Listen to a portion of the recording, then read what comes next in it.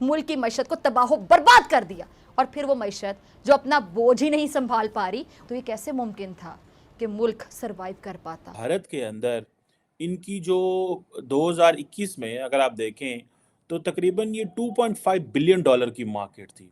मतलब even then it's a big market, 2.5 billion dollar. सुनने में आया कि अभी जो है ये तकरीबन इस वक्त जो है 8.5 बिलियन डॉलर की मार्केट हो गई। और इसके होते हुए मुल्क किसी सूरत तरक्की नहीं कर सकता। 2030 एक अदारा है बेन एंड को, उनकी तरफ से बताया जा रहा है कि ये मार्केट जो है वो 2030 तक, यानी कि आज से 6 साल बाद, ये मार्केट 85 बिलियन डॉलर की हो जाएगी। इससे बड़ी खबर क्या हो सकती है कि आज पाकिस्तान की स्टॉक मार्केट में ब्लड बाथ हुआ है। पाकिस्तान स्टॉक एक्सचेंज में शदीद मंदी है। पाकिस्तान स्टॉक एक्सचेंज में आज एक बहुत ही खतरनाक दिन देखने में आया। आज मार्केट क्रैश कर गई। भारत के अंदर ये मार्केट क्यों इतनी बड़ी हो गई है? और यार कोशिश करो, ट्वीटें बेच के रोटी मिलेगी तुम्हें, जो सारा दिन बदतमीजियों के तूफान करते हो टिकटॉक पे और इंस्टाग्राम पे, इससे खाना मिलता है? एक सर्कस है बस। क्यों रिकॉर्ड नहीं रखना चाहते? हम चोर हैं, हम डाकू हैं, हम क्या हैं? फिर मुसलसल उसी तरह से मंदी का शिकार अरबों रुपए जनाब डूब रहे हैं। ये जो कहा जा रहा है कि 2027 तक जो नंबर ऑफ मिलेनियर्स हैं इंडिया के अंदर, वो कहा जा रहा है 69% बढ़ जाएंगे। हेलो फ्रेंड्स, जय हिंद। हिंदुस्तान स्पेशल में आपका स्वागत है दोस्तों। जैसा कि दोस्तों आपने क्लिप में देखा, पाकिस्तान मीडिया भारतीय लग्जरी मार्केट का डाटा देख सकते हैं। पाकिस्तान मीडिया यह चर्चा कराए कि कुछ ही सालों में यह 80 बिलियंस के पार हो जाएगा। दूसरी तरफ महाकंगाल पाकिस्तान के खजाने में रुपए नहीं बचे, खजाना पूरा खाली पड़ा है। जनता महंगाई की आग से झुलस रही है। पाकिस्तान में उद्योग धंधे बंद पड़े हैं, निर्यात घटता जा रहा है, लोगों के लिए रोजमर्रा की चीजें खरीदना मुश्किल हो गया है। और कल ही पाकिस्तान स्टॉक एक्सचेंज में ब्लड बाथ देखा गया। पाकिस्तान स्टॉक मार्केट धड़म से नीचे गिर गई, जिसकी वजह से हजारों लोगों का पैसा डूब चुका है। पाकिस्तान की आवाम रोज बढ़ती हुई महंगाई से परेशान हो चुके हैं। दरअसल पाकिस्तान का ये हाल उसकी गलत नीतियों की वजह से हुआ है। पाकिस्तान अगर अपनी जनता में इन्वेस्ट करता तो उसका ये हाल कभी ना होता। पाकिस्तान आतंकवादियों में इन्वेस्ट करता है, जो कि उसके लिए आज गले की हड्डी बन चुके हैं। भारत के अंदर इनकी जो 2021 में अगर आप देखें तो तकरीबन ये 2.5 बिलियन डॉलर की मार्केट थी। मतलब even then it's a big market, 2.5 billion dollar. सुनने में आया कि अभी जो है ये तकरीबन इस वक्त जो है 8.5 बिलियन डॉलर की मार्केट हो गई। और सुनने में ये आ रहा है कि बाय 2030 एक अदारा है बेन एंड को, उनकी तरफ से बताया जा रहा है कि ये मार्केट जो है वो 2030 तक, यानी कि आज से 6 साल बाद, ये मार्केट 85 बिलियन डॉलर की हो जाएगी। और ये दुनिया की फास्टेस्ट ग्रोइंग लग्जरी मार्केट है। सवाल ये पैदा होता है, ये हमारे छछोरे और जो एलीट हैं, ये दुबई और लंदन में क्यों जाते हैं? ये क्यों इन ब्रांड्स को यहाँ नहीं मंगवाते? और यहाँ पाकिस्तान में, कराची में, इस्लामाबाद के अंदर ये सारे क्यों? क्या हम लोग ये अपना कैश नहीं दिखाना चाहते? क्योंकि ज़्यादातर पाकिस्तान में जो कारोबार होता है, हमें जिस चीज़ की मार पड़ रही है वो तो ये पड़ रही है कि लोग पैसे देते हैं, लोग कार्ड्स का इस्तेमाल नहीं करते, क्रेडिट कार्ड का इस्तेमाल नहीं करते। और मैं आपको बताता हूँ कि भारत के अंदर ये मार्केट क्यों इतनी बड़ी हो गई और यहाँ जो बैंक्स की क्या इन्वॉल्वमेंट है। हमारे यहाँ तो बैंक्स 1 लाख रुपए का, 2 लाख का क्रेडिट कार्ड नहीं देते। अगर आप वकील हैं, अगर आप जर्नलिस्ट हैं, अगर आप लॉयर हैं, तो आपको बैंक कहते हैं कि हमें आप पे ट्रस्ट ही नहीं, आप हम पे केस कर सकते हैं, सो हम आपको क्रेडिट कार्ड ही नहीं देते। ये तो लेवल है कि मुआशरे के अंदर इस तरह की हालात हैं। बहरहाल मैं इस पे अलग बात करूँगा।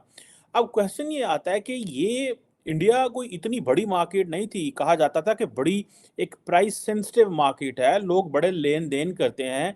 और जारी बात है, जहां इंडिया के अंदर 800 मिलियन लोगों को अंदर नरेंद्र मोदी ने अपनी इलेक्शन कैंपेन में कहा था कि वो फ्री व्हीट देंगे, तो दैट टेल्स कि ऑब्वियसली एक बड़ी जो हिस्सा है इंडिया की आबादी का, दैट इज़ प्राइस सेंसिटिव है। और जैसे पाकिस्तान में भी है, मैं ज़ाती तौर पे भी मैं समझता हूँ कि ये जो कैपिटलिज्म है, इससे कैसे फ़ायदा उठाना है। हम अक्सर दोस्त जब कभी बैठते हैं तो कैपिटलिज्म से कैसे फ़ायदा उठाना है, तो हमेशा इनकी जो प्रमोशंस होती हैं, प्रोजेक्शंस होती हैं, या क्रेडिट कार्ड से अगर कोई फ़ायदा मिल रहा है, कहीं पे डिस्काउंट्स लगे हैं, तो ऐसे ही फ़ायदा उठाया जा सकता है। वरना ये तो आपको निचोड़ते रहते हैं और फ़ायदे देते लेते रहते हैं खुद, तो कस्टमर ने कैसे फ़ायदा लेना होता है। बट एनी हाउ, अब ये कहा जा रहा है कि भारत के अंदर एक एफुलेंट जो है वो तबका जो है वो बढ़ रहा है, और इसका ये चीज़ ऐसी है कि जो नंबर ऑफ मिलेनियर्स है इंडिया के अंदर, अगले दिन आपको याद है हमने एक डिस्कशन की थी जिसमें तकरीबन 29 बिलियनियर हैं मुंबई के अंदर।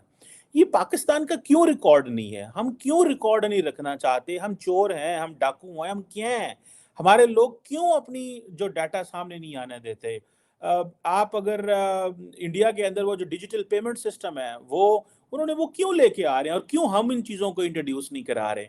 इंडिया का डिजिटल पेमेंट सिस्टम छली वाले से छली लेनी है, जो कि आपने वो कॉन्स लेने हैं तो तब भी आपको जनाब डिजिटल पेमेंट सिस्टम है, आपने जनाब भुट्टा लेना है तब भी आपको डिजिटल पेमेंट सिस्टम है, तो आप छोले लेने हैं तो सब कुछ भी लेना है, then you go and give your digital payment करते हैं।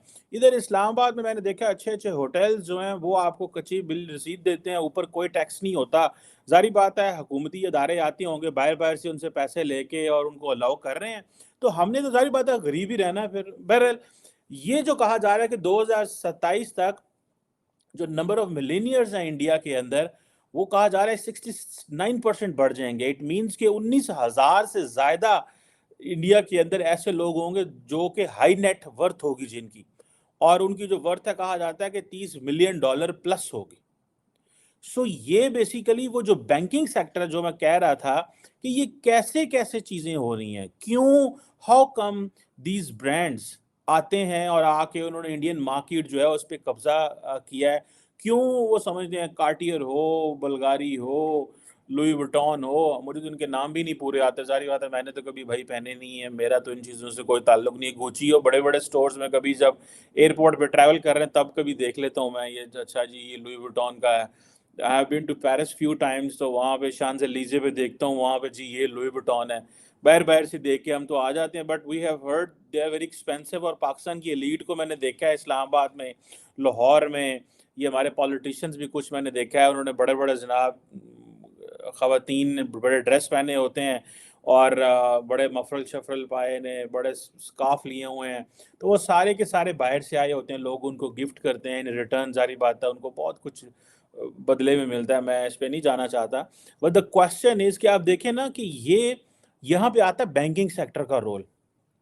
इंडिया के अंदर वो जो बैंकिंग सेक्टर है, they are putting a lot of money into it, वो बहुत ज़्यादा पैसा दे रहे हैं। अब आप फॉर एग्जांपल आप देखें कि ये सारे का सारा जो पैसा है, ठीक है जी, ये क्रेडिट कार्ड स्पेंडिंग है, ठीक है जी, और कहा जा रहा है कि इंडिया के अंदर जो क्रेडिट कार्ड स्पेंडिंग है वो तकरीबन $18 बिलियन की है।